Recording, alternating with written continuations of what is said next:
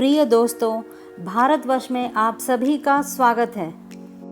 शांता अयोध्या के राजा दशरथ और कौशल्या की ही बेटी थीं। वे आयु में चारों भाइयों से काफ़ी बड़ी थीं। उनका विवाह कालांतर में श्रृंग ऋषि से हुआ था। दशरथ ने अंग देश के राजा को दे दी थी अपनी बेटी। ऐसी मान्यता है कि एक बार अंग देश के राजा रोमपद और उनकी रानी वर्षिणी अयोध्या आए। उनके कोई संतान नहीं थी, जिस वजह से वे बहुत ही दुखी रहते थे।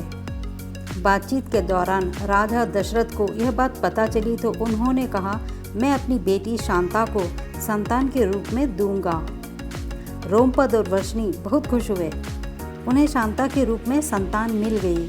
उन्होंने बहुत स्नेह से उसका पालन पोषण किया और माता पिता के सभी कर्तव्य निभाए।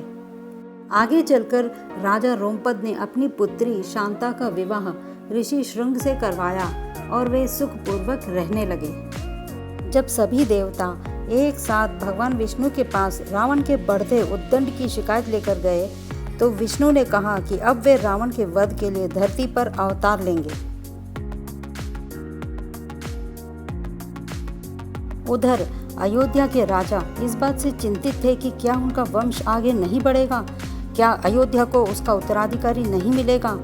ऐसे में राजा दशरथ को बताया गया कि वो पुत्र प्राप्ति के लिए पुत्र कामेष्टि यज्ञ करवाएं। उन्हें ये भी बताया गया कि ये यज्ञ सिर्फ और सिर्फ अर्थवेद के पूर्ण ज्ञाता ऋषि श्रृंग मुनि ही करवा सकते हैं। राजा दशरथ ऋषि श्रृंग के आश्रम में अयोध्या के राजा नहीं बल्कि एक साधारण व्यक्ति बनकर गए थे। उनका मानना था कि वो ऋषि से भिक्षा मांगने जा रहे हैं। इसलिए राजा दशरथ नंगे पांव साधारण कपड़ों में ऋषि के आश्रम गए और उनसे यज्ञ करवाने का आग्रह किया। तब अयोध्या के पूर्व दिशा में एक स्थान पर राजा दशरथ के लिए पुत्र कामेक्षी नामक यज्ञ किया जाता है। यह यज्ञ ऋषि श्रृंग के आश्रम में किया गया था। आज भी इस स्थान पर इनकी स्मृतियां हैं। इस यज्ञ के बाद प्रसाद के रूप में खीर रानी कौशल्या को दी जाती है, जिसे वे छोटी रानी कैकेयी से बांटती हैं। बाद में दोनों रानियां अपने हिस्से में से एक एक हिस्सा सबसे छोटी रानी सुमित्रा को देती हैं, जिसके फलस्वरूप सुमित्रा को 2 पुत्र लक्ष्मण एवं शत्रुघ्न होते हैं और रानी कौशल्या को दशरथ के ज्येष्ठ पुत्र राम की माता बनने का सौभाग्य मिलता है एवं रानी कैकेयी को भरत की प्राप्ति होती है। इस प्रकार राजा दशरथ ने अपने ही दामाद ऋषि श्रृंग के द्वारा कामेष्टि यज्ञ करवाया, जिसके फलस्वरूप उन्हें पुत्र प्राप्त हुए थे।